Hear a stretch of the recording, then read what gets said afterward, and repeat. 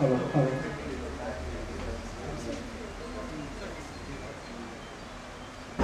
आज जिस तरह के कॉन्फ्रेंस ये नज़र आ रही है, शायद पहली बार मैं इस तरह से पूरी टीम के बारे में बोलने जा रहा हूँ और मीडिया को बुला के बोलने जा रहा है। तो मेरा इंटेंशन केवल ये होता है कि अगर मैं दिनेश जी को बोलता है कि मुझे 300-400 लोग इकट्ठे कर दीजिए और मैं जल के बारे में कुछ बताना चाहता हूँ, तो मुझे लगता है कि उनके लिए बहुत छोटी सी बात थी कि 300 लोगों को इकट्ठा कर सकते थे, लेकिन 300 लोगों तक मुझे अपना मैसेज नहीं पहुँचाना। मुझे मैसेज पहुँचाना है 3 करोड़ लोगों तक, और वो पहुँचा सकता है केवल मीडिया।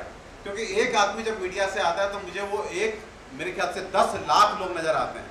अगर मैं अपनी बात को आपको समझा पाया, ठीक से आपको कन्विंस कर पाया, आपके क्वेश्चंस के जवाब मैं दे पाया, तो मुझे फिर कुछ करने की ज़रूरत नहीं है। अगले दिन आप अपने आप जनहित में, सामाजिक हित में, लोगों के हित में आप कल छाप देंगे और मेरे ख्याल से वो पूरा मुंबई ये बात जान जाएगा कि पानी को कैसे पीना चाहिए। तो that is the purpose I call media, because media के 10 लोगों को आप 300-400 लोगों को बुला करके 1 घंटे में कन्विंस नहीं कर पाएंगे, आप भीड़ में खो के रह जाएंगे। लेकिन जब आप 10, 15, 20 लोगों को बुलाते हैं और 1 घंटे उनसे बात करते हैं और उनको पूरी उनकी शंकाओं को दूर करके अपने कॉन्सेप्ट को समझा देते हैं, तो उसके बाद आपका जॉब कंप्लीट। फिर आगे आप जानते हैं कि ये पूरा विश्व अगर चल रहा है तो वो केवल आपके द्वारा चल रहा है, मीडिया के द्वारा चल रहा है। आप चाहें तो किसी को नीचे से उठा के प्राइम मिनिस्टर बना देते हैं, और आप अगर चाह जाएं तो प्राइम मिनिस्टर को नीचे धरातल पर पहुंचा सकते हैं। तो ऐसे मीडिया को मेरा सलाम, मेरा नमस्कार, आपको बहुत बहुत अभिनंदन।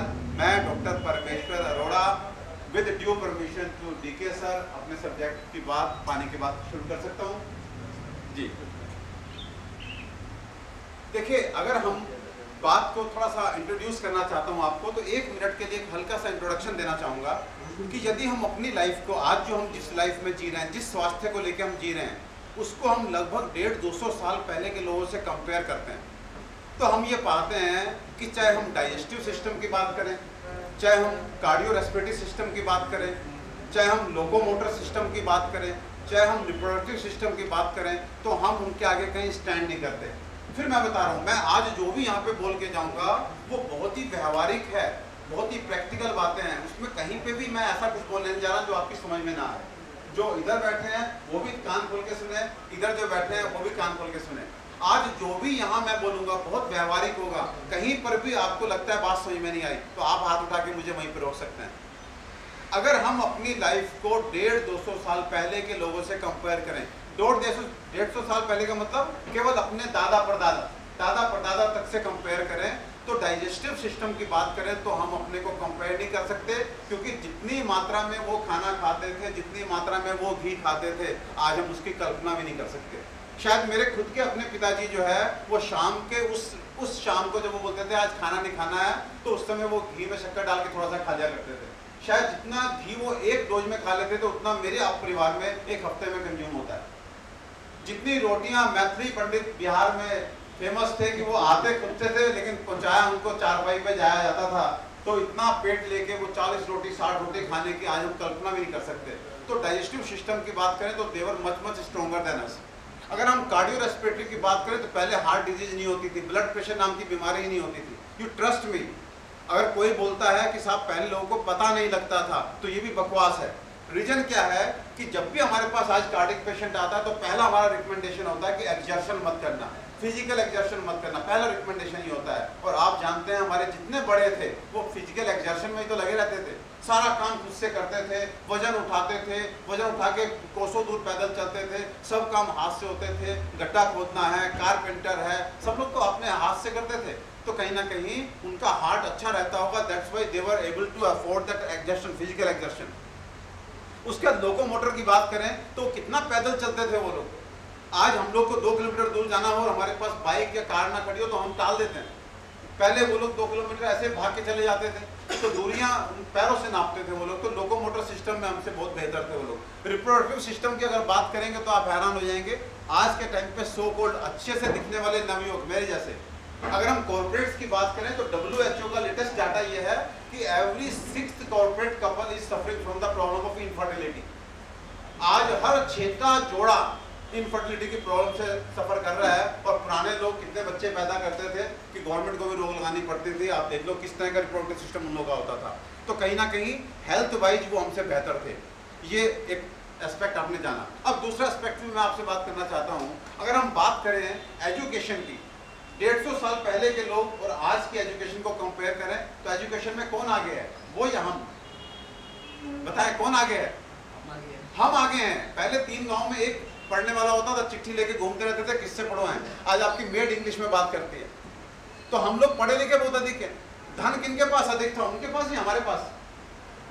अरे हम धनी हैं, बहुत धनी हैं हम लोग। वो समय याद कीजिए जब छोटे होते थे, ऐसे बट के आम मिलते थे, एक आम तेरा, एक आम तेरा, एक आम मेरा। आज बच्चों कहते हैं खाना 4 किलो, क्या पड़े तो हैं। जूस का गिलास आता था, भाइयों में बढ़ता था, इतना तेरा इतना मेरा। आज हम कहाँ बच्चे को देखते हैं कि जूस कितना पी रहा है। तो हम लोग बहुत धनी हो गए। टेक्नोलॉजिकली कौन स्ट्रॉन्ग थे, वो या हम? टेक्नोलॉजिकली हम। पहले क्या होता था, चल रहे बैलगाड़ी पे, राजा महाराजा भी जा रहे हैं जी, घोड़े से आगरा से दिल्ली पहुंचने पता कितना टाइम लगा रहे हैं, ये 200 साल पहले। और आज हम लोग जो है पटना से पेशेंट उठाते हैं, दिल्ली 2 घंटे में एकदम हॉस्पिटल में जानता। तो टेक्नोलॉजिकली हम बहुत स्ट्रॉन्ग हो गए। डॉक्टर्स पहले अधिक थे कि आज अधिक हैं? आज बहुत अधिक हैं। पहले एक गांव में एक होता था वैद्य जी, और कहाँ बैठ के ट्रीटमेंट करता था, पेड़ के नीचे या मंदिर में, है? और आज हॉस्पिटल्स कितने हैं, आपको सोचना पड़ता है। बस भगवान करे हार्ट अटैक पड़े, बस फिर तो सोचो मेदांता जाएं, एस्कॉर्ट जाएं, मैक्स जाएं, आर्टेमिस जाएं, आपको 1 किलोमीटर के दायरे में 100 मल्टी स्पेशलिटी हॉस्पिटल मिल जाता है। अच्छा, हेल्थ अवेयरनेस तब अधिक थी कि आज अधिक है? हेल्थ अवेयरनेस आज अधिक है। आज आप किसी रेस्टोरेंट में जाकर के, बढ़िया रेस्टोरेंट में जाकर के, जब आपको पानी दिया जाता है गिलास में, तो आप कहते हैं नहीं भैया 50 रुपए ले, बोतल बंद ले आ। और पहले लोग क्या करते थे, तालाब सामने दिखता था, पत्ते हटाए, पानी पी लिया। आप मजदूर को पहले लड्डू देते थे, ऐसे करके ले लेता था। आज मेरे यहाँ काम चल रहा, मैं हैरान हो गया। मैंने उसको लड्डू दिए हाथ में, तो पहले बोला हाथ धोऊं सब। आज हर जन जो है दिन में स्वास्थ्य के लिए बात करता था, पहले कौन बात करता था?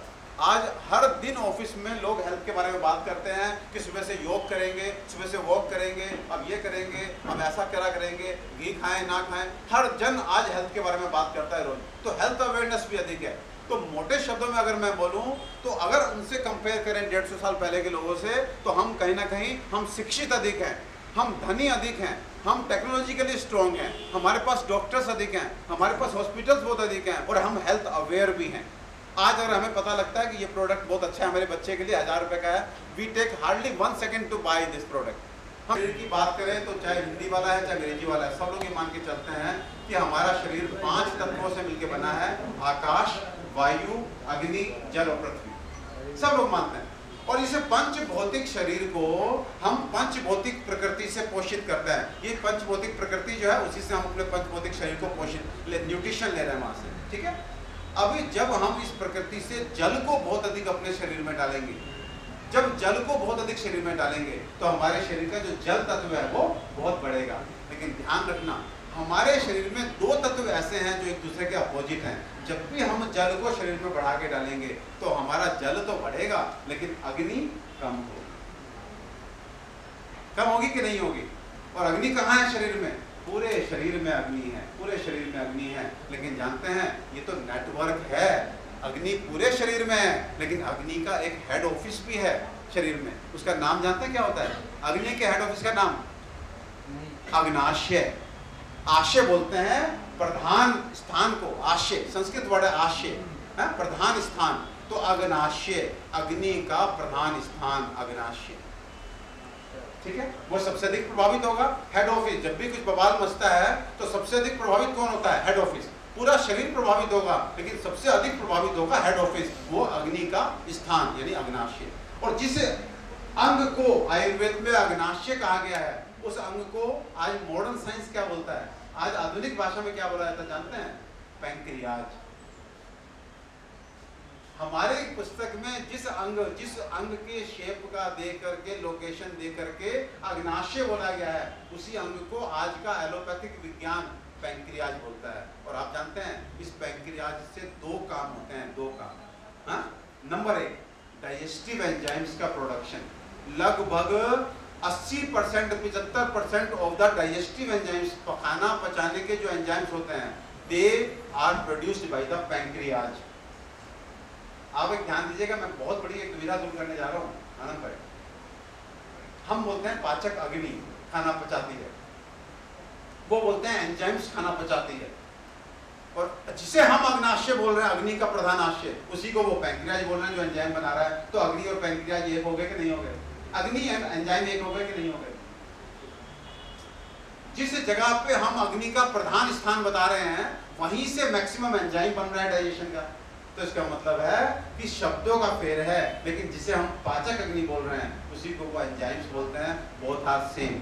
तो जब आप अग्नाशय को प्रभावित करते हैं तो सबसे पहले डाइजेस्टिव एंजाइम्स अच्छे नहीं निकलते, इसलिए आप अपच के पेशेंट बनते हैं। तो पहले जो मैंने बोला था कि पानी अधिक पीने वाले सीजन में अपच सबसे अधिक मिलता है, क्योंकि अग्नाशय प्रभावित रहता है, आपका खाना सही से नहीं पचता। नंबर 2, इस पैंक्रियाज का सेकंड काम क्या है? पैंक्रियाज में, अग्नाशय में। और जब आप बहुत बड़ा बड़ा के पानी पीते हो तो अग्नाशय प्रभावित होता है, हमारा इंसुलिन बनना कम हो जाता है और हम डायबिटिक बन जाते हैं, हम शुगर के पेशेंट बन जाते हैं।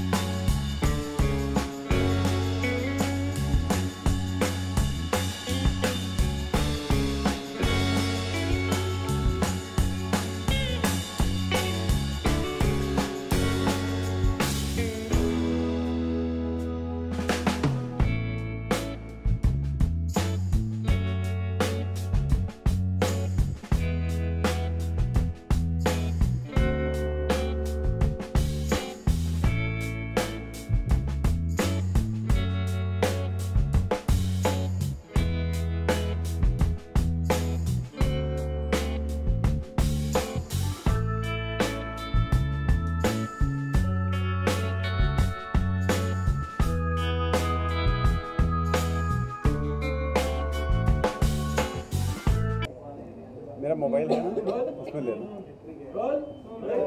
सर जानना चाहेंगे, एक आपने मुहिम छेड़ी है जहाँ पे आज हो रहा है कि पानी खूब पियो, ज़्यादा पियो, आप बोलते हैं पानी कम पियो, तो कम शब्दों में बताएं। देखिए, हमारा शास्त्र जो है बहुत स्पष्ट तरीके से बोलता है कि यदि आपने शरीर की अवस्था के अनुसार सही मात्रा में, सही समय पर और सही विधि से आप यदि जल पीते हैं तो वो आपके शरीर के लिए निश्चित रूप से अमृत है। और इसके विपरीत यदि आप बहुत अधिक मात्रा में पानी पीते हैं, गलत समय पे पानी पीते हैं, गलत विधि से पानी पीते हैं, तो आपके शरीर को इतना नुकसान पहुंचाता है कि उसको शास्त्र में विष तक की संज्ञा दी गई है। तो मैं ये कहना चाहूँगा कि अधिक पानी पीने से आपका पेट खराब हो सकता है, आपको शुगर हो सकता है, आपको ब्लड प्रेशर हो सकता है, आपको किडनी की बीमारियाँ हो सकती हैं, और सबसे बड़ी बात यह है कि आपकी अग्नि मंद हो सकती है, और जिससे कि सारी बीमारियों की जो है उत्पत्ति हो सकती है। तो कहीं ना कहीं पानी अधिक पीने से आपके शरीर की अग्नि मंद होती है और जिससे कोई भी बीमारी बन सकती है। तो पानी को संयम के साथ पीना चाहिए। यदि आप मुझसे पूछें कि एक स्वस्थ व्यक्ति कितना पानी पिए, तो मैं बताना चाहूँगा कि अगर वेदों को आधार बनाएं, अपने आयुर्वेद शास्त्रों को आधार बनाएं, तो सुबह उठ करके आप 1 गिलास गर्म पानी बहुत आराम से संयम के साथ पिएं।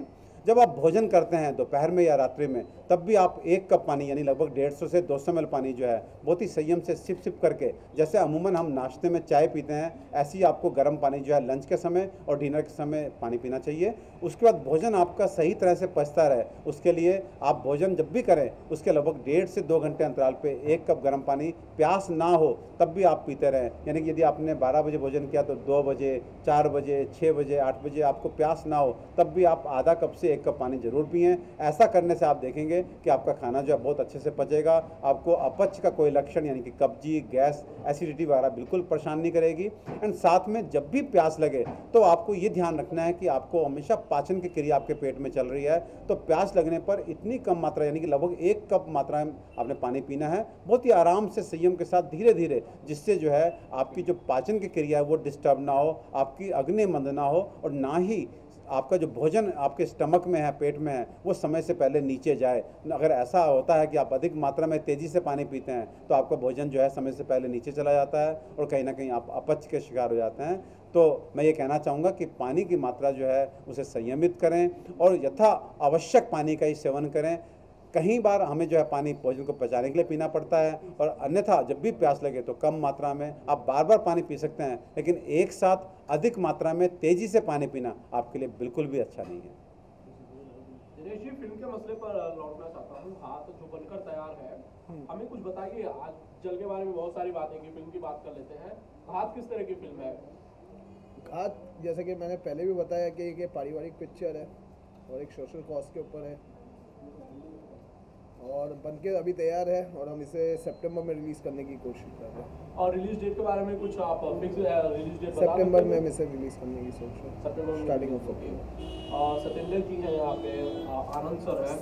आनंद सर, खात बन गई है, मुझे लगता है करीब 2 महीने पहले मैं मिला था जब प्रमोट कर रहे थे आप लोग, या शायद डबिंग चल रही थी। क्या रिलीज में कुछ देरी हुई है आनंद जी? नहीं, रिलीज में देरी नहीं हुई है क्योंकि फिल्म में बहुत सारे इफेक्ट्स थे, कंप्यूटर ग्राफिक्स इफेक्ट्स, तो उसमें थोड़ा सा हम लोगों को टाइम लगा, वरना we are at the correct time, सही जा रहा है, टाइमिंग के हिसाब से सही जा रहा है, तो डिले नहीं हुआ। सतेंद्र जी फिल्म बनके तैयार है, प्रमोशन के क्या यादें हैं, क्या क्या किया जाएगा आगे? जी, फिल्म तो बन के तैयार है और हम लोग प्रमोशन के लिए काफ़ी कर रहे हैं कि हम हर जगह जाके अपना प्रमोशन करेंगे, हर शहर में जाएंगे, हर थिएटर में जाएंगे, हर वो मीडिया आप लोग का तो आशीर्वाद प्यार रहता ही है, हर वो हमारा जितना भी डिजिटल है, हर चीज़ पे हम लोग अपना फिल्म के लिए प्रचार प्रसार में लगे हुए हैं और बड़े अच्छे से हम लोग फिल्म को प्रचार करेंगे, हर थिएटर में जाएंगे, हर जगह जाएंगे और हमारी फिल्म बहुत अच्छी बनी है। आप लोग का आशीर्वाद प्यार और हमारे दर्शकों का आशीर्वाद प्यार चाहिए। दिनेश जी, आपके पास मैं पिछली बार भी पूछा था कि 2 जिम्मेदारियां हैं, डबल रोल है, आप प्रोड्यूसर तो ही, आपने रोल भी प्ले किया है। एक बार फिर से जरा ऑडियंस को कुछ बताएंगे इस बारे में? बीइंग पहली पिक्चर मेरी, इसमें एज एक्टर भी हूँ प्लस प्रोड्यूसर भी हूँ, भले एक छोटा सा रोल किया गया, काफ़ी अच्छा लगा मुझे और एक जो कि आगे की प्लानिंग थी उसे मैं सक्सेस बना पाया। खात तो अब आपने बताया कि सितंबर में रिलीज होगी, और क्या इरादे हैं आगे? आगे कौन कौन सी फिल्में आप करने वाले हो? जैसे कि मेरी दूसरी पिक्चर आ रही है जिसका मुहूर्त हम अगले हफ्ते करने जा रहे हैं, प्रार करके, जिसमें as a main lead role में आ रहा हूँ। हमारी पिछली पिक्चर की हीरोइन रजनी मेहता भी उसमें रहेगी, सतेंद्र सिंह है वो भी रहेंगे। रजनी जी, कैसा एक्सपीरियंस था घात करने के बाद? घात करने के बाद एक्सपीरियंस मेरा बहुत अच्छा था, बिकॉज जैसे हमने एक्सपेक्ट किया था कि हमारी मूवी बने और जैसे लोगों को वो आगे चलकर पसंद आए, हमें वैसा लग रहा है कि हमारी मूवी वैसी ही बनी है और पब्लिक को बहुत ही ज़्यादा पसंद आएगी, इसलिए मुझे बहुत अच्छा एक्सपीरियंस हुआ उस फिल्म के साथ काम करके। दिनेश जी ने कहा कि आगे भी फिल्म मूव की जाएगी और प्रहार उसका भी आप हिस्सा हो, तो एक्साइटेड तो बहुत हो गए? ऑफ कोर्स मेरी न्यू मूवी आ रही है तो डेफिनेटली मैं एक्साइटेड तो होंगी कि मेरी एक नेक्स्ट मूवी इनके साथ आ रही है, जिसमें सतेंद्र जी हैं, मैं हूँ और भी काफ़ी सारे स्टार्स हैं जिनके बारे में आपको बहुत जल्द पता चल जाएगा हमारे मुहूर्त पे, जो नेक्स्ट वीक में होने वाला है। दिनेश जी, ज़्यादातर लोग एक फिल्म करते हैं, उसे रिलीज करते हैं, उसका रिस्पॉन्स देखते हैं, कमाई देखते हैं, उसके बाद दूसरी फिल्म प्लान करते हैं। आपने तुरंत दूसरी फिल्म अनाउंस भी कर दी और आगे में मुहूर्त करने की भी आप बात कर रहे हैं। जैसे कि ऑफ कोर्स एक when we are into pictures और प्रोडक्शन, तो आप सोचोगे कमर्शियल भी, बट एज आई टोल्ड मैं कमर्शियल कम सोच रहा हूँ। मैं अपने जो भोजपुरी जनता है मेरी, उन्हें जितना अच्छे से अच्छा हो पाए उतनी अच्छी अच्छी पिक्चर्स ला के देना चाहता हूँ। इसलिए मैंने वो नहीं सोचा कि एक रिलीज़ होगी उसका क्या है। मुझे पता है, मुझे मेरे दर्शकों पे इतना भरोसा है कि वो उसे घात को एक सक्सेस पिक्चर बनाएंगे, और आती मेरी प्रारंभ में जिसमें मैं खुद आ रहा हूँ तो उसे तो और डबल सक्सेस बनाएंगे। Anand ji award winning director है, भोजपुरी के इकलौते डायरेक्टर है, अवार्ड विनिंग है, जो कि बड़ी बड़ी फिल्में की बड़े बड़े स्टार्स के साथ। क्या दूसरी फिल्म प्रहार भी वही निर्देशित करेंगे? ऑफकोर्स सोचा तो है हमने कि आनंद जी करेंगे, या मैंने खुद ने प्लान किया था कि मैं एज अ डायरेक्टर करूँगा उसमें, बट लेट्स सी, अभी तक फाइनलाइज नहीं हुआ है, वो आपको मुहूर्त में पता चल जाएगा। और एक मान्यता यह है कि बड़े बड़े स्टार्स के साथ फिल्म बनाई जाए तो बॉक्स ऑफिस पे अच्छी कमाई हो जाती है। ये लिस्टर्स जो है दिनेश पवन या फिर सारी बात के साथ, आपकी फिल्म में ऐसा कोई भी आर्टिस्ट नहीं है, क्या कोई खास वजह? घात में जी, घात में इसलिए हमने कोई बड़ा आर्टिस्ट नहीं लिया क्योंकि जैसे कि मैंने फर्स्ट मेरे मुहूर्त में एक इंटरव्यू दिया था मैंने, और बताया था कि जिस तरह से आप है ना एक नए कलाकार को मोल्ड कर सकते हो, आप एक पके हुए कलाकार को कभी मोल्ड नहीं कर सकते। और मेरी घात जो थी वो मेरी खुद की एक कल्पना है, जो कॉन्सेप्ट मेरा खुद का डिजाइन है वो चीज़ मैं एक जो एक्टर ऑलरेडी है उसको मोल्ड वैसा नहीं कर पाता था, इसलिए मैंने नए कलाकार सोचा, और जैसा मोल्ड करना मुझे चाहिए था मैंने मोल्ड किया उन्हें, और उन्होंने बहुत अच्छा परफॉर्मेंस दिया घात पे। जी सरेंद्र जी, क्या एक्सपीरियंस था? दिनेश जी डायरेक्टर है, जिन्होंने आपको पूरी लिबर्टी दी।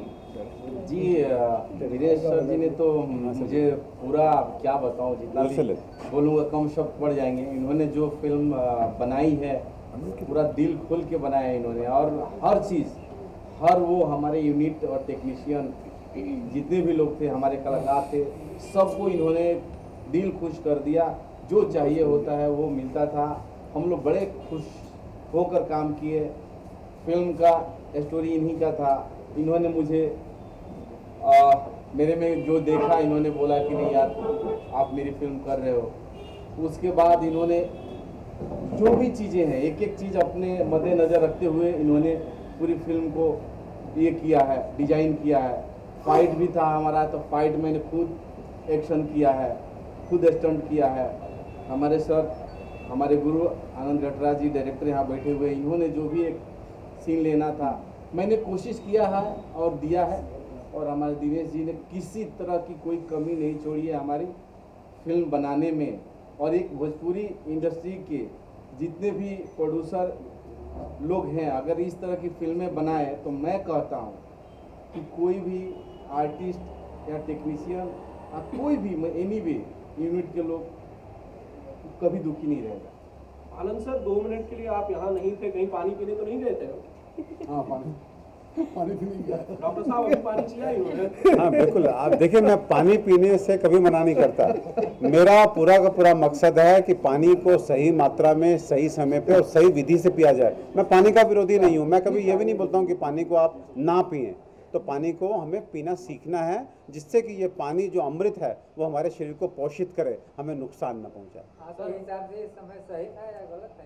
नहीं, पानी कभी भी पिया, जब भी आपको प्यास लगती है आपको पानी पीना है। प्यास के वेग को कभी नहीं रोकना है। आप राम जी, मीडिया वाले जानना चाहते हैं कि भाई सुबह सुबह गर्म पानी क्यों पिया जाए, जिससे ये इनका सवाल है जी, जिससे कि आंतों की शुद्धि हो सके।